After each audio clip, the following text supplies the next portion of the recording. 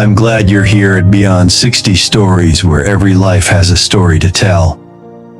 There is a quiet kind of clarity that arrives when you suddenly realize the road ahead is much shorter than the road behind.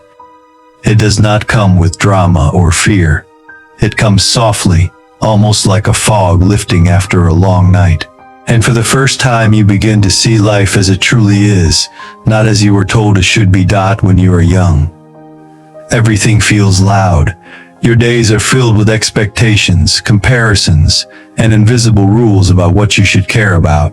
You are taught, often without words, that your value is measured by how useful you are, how you look, and how much you impress others. You spend years trying to keep up, trying to matter in ways that slowly drain your peace. I am 81 years old now. I wake up slower, I listen more, and somewhere along the way the noise faded. What surprised me most was not what I lost with age, but what I finally stopped carrying. Worries I once thought were essential simply fell away, and my life became lighter because of it. I have something I'd like to share with you. It may feel unsettling at first, but it is honest. Most of what you are anxious about today will not matter to you at the end. In this video, I want to share with you what I've stopped caring about, and why letting go earlier can help you reclaim the years you still have. If these reflections speak to you, take a moment to like this video and subscribe to Beyond 60 Stories. This is a space for honest conversations about aging, independence, love, and living with clarity in the later chapters of life. Now, let me begin with the first thing I stopped caring about, and why it changed everything. Stop living for the audience. Mornings look different now than they did years ago.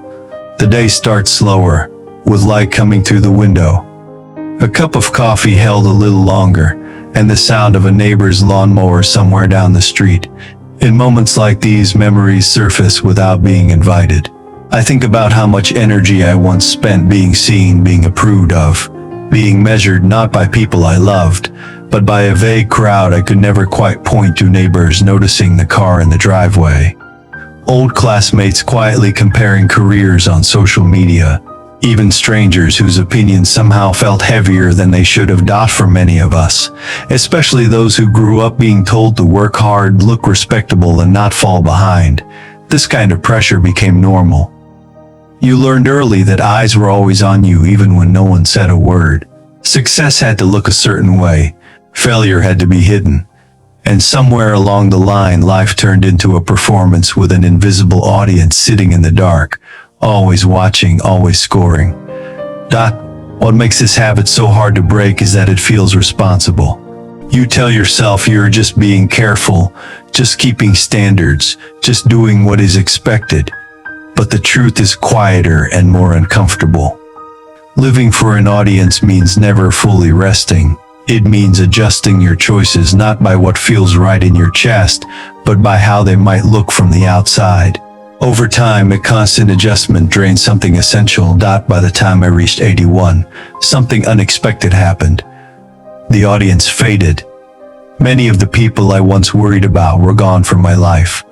Others were still around, but busy carrying their own fears and regrets.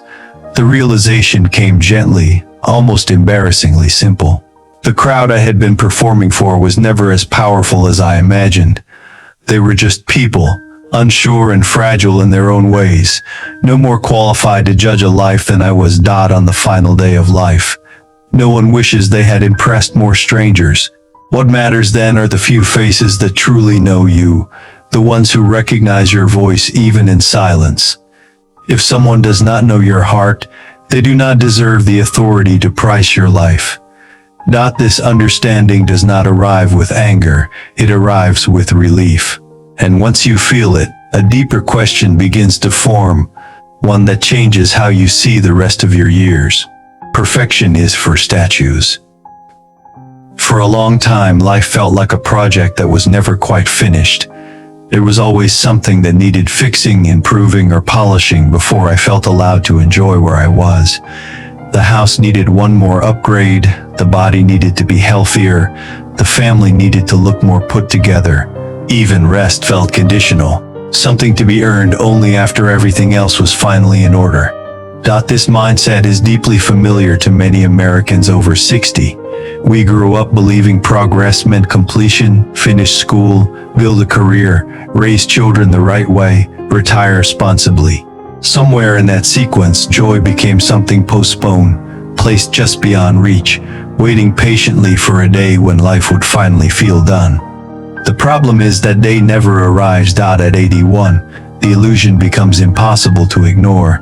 Life is never complete.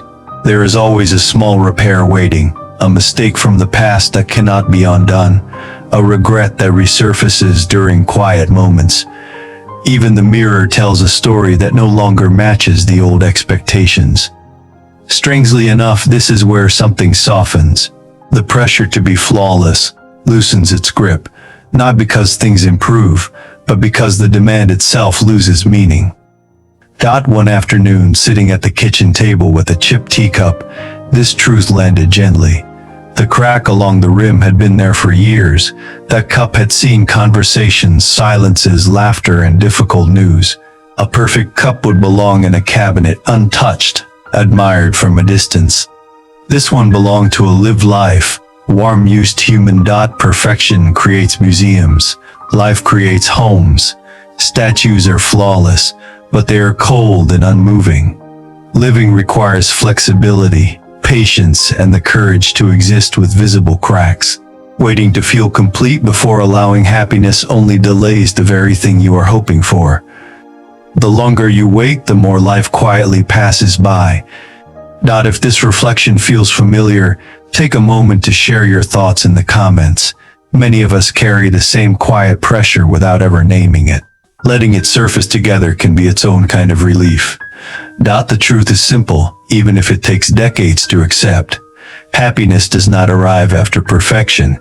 It appears the moment you stop demanding it. Living inside the unfinished version of yourself is not a compromise. It is honesty.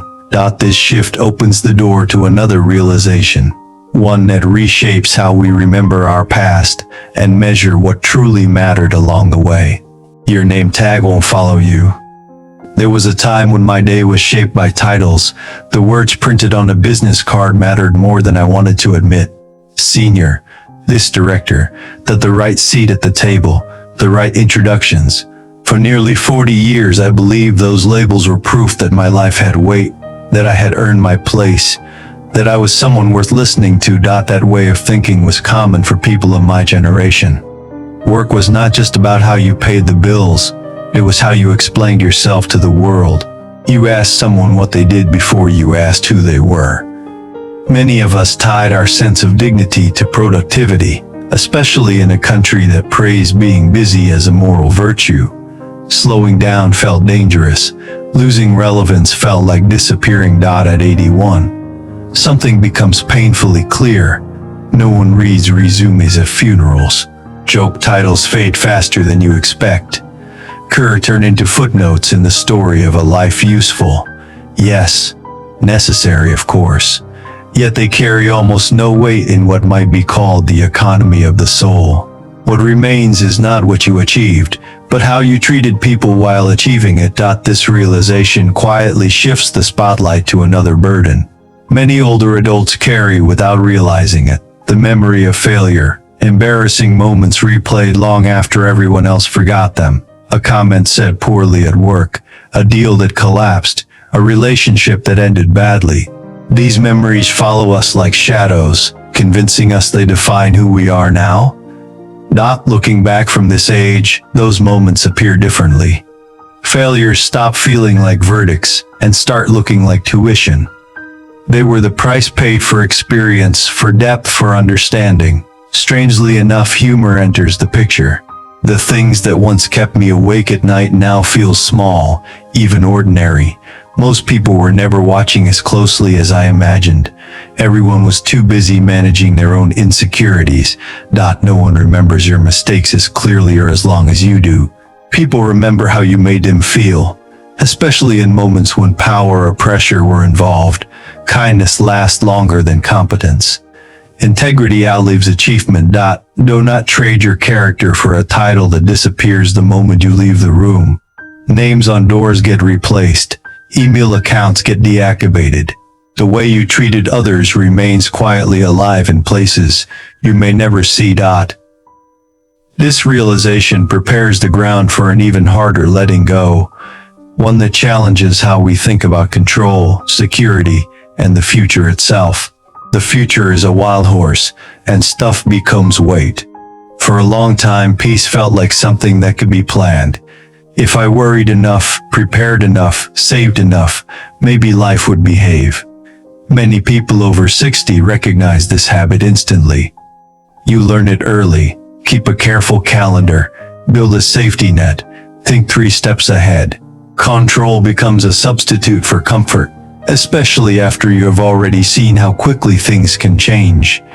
What slowly reveals itself with age is a quieter truth. The future has never been tame. It moves like a wild horse, strong and unpredictable, choosing its own direction no matter how tightly you hold the reins. The most meaningful moments of my life, both joyful and painful, arrived without warning. Love, loss, illness, grace, none of them appeared on a schedule. No amount of worry ever prevented them from coming or going. At 81, something shifted. Instead of needing certainty, curiosity took its place. The question changed from, how do I control what comes next, to how do I meet what arrives with a steadier heart? The present moment became less of a hallway and more of a room. It turns out the only time we ever truly live is now. The future exists mostly as a story we tell ourselves, and stories can steal years if we let them. This shift naturally leads to another realization, one that many older Americans face quietly in their own homes. After decades of collecting, upgrading, and protecting belongings, the weight of things becomes noticeable. Closets fill, garages tighten. Jars become crowded with objects once chosen carefully and now barely noticed. At some point, possessions stop feeling like rewards and start feeling like responsibilities. The truth settles in gently but firmly. Stuff does not add time to your life. It does not follow you forward. Cars become a way to visit a friend. Houses become shelters for relationships. When objects stop serving a connection, they turn into clutter, both physical and emotional. Ownership quietly reverses, and you find yourself maintaining things that were supposed to make life easier. What matters is not the brand, the model, or the price. What matters is the experience the object supports. If it does not bring you closer to people, memories, or meaning, it quietly takes more than it gives. If this resonates, I invite you to share your thoughts in the comments. Many people at this stage feel the same quiet urge to simplify but rarely speak it aloud. Hearing each other can make the choice feel less lonely. Letting go does not mean losing. It means creating space. Space for people, space for moments, space for the final realization. The one that brings everything together in a way that feels surprisingly gentle. The world has grown smaller for me now, but it has also grown deeper. The noise faded first, then the need to impress, then the chase for titles, perfection, and approval. What remains is not a grand achievement, but a quiet kind of richness. Mornings feel fuller, conversations feel warmer, even silence feels like company. The strange twist is this: only after letting go of so much did I realize I was finally at ease. Happiness did not arrive as excitement or success. It arrived as lightness, as the absence of pressure, as the freedom to be exactly where I am without needing to justify it. I did not change my life in dramatic ways. I simply stopped giving my heart to things that were never going to stay.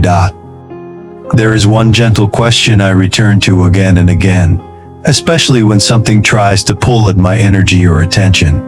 Will I care about this on my last day? If the answer is no, then it does not deserve my worry today. That small pause has quietly lifted countless burdens.